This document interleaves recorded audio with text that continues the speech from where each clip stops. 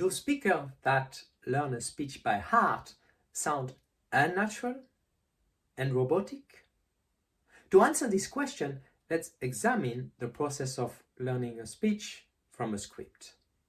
There are three phases: familiarization, memorization, and internalization. In the first phase, you haven't yet memorized your words. You're trying to say your points in the best possible way. There are hesitations, it's messy, but it's fresh. In the second phase, you're recalling your speech and you're focusing on what to say, and you may sound stiff and as if you're reciting. In the third phase, after multiple rehearsals and hours, you're in the moment. What to say flows, and you're focusing on the meaning and how to say it.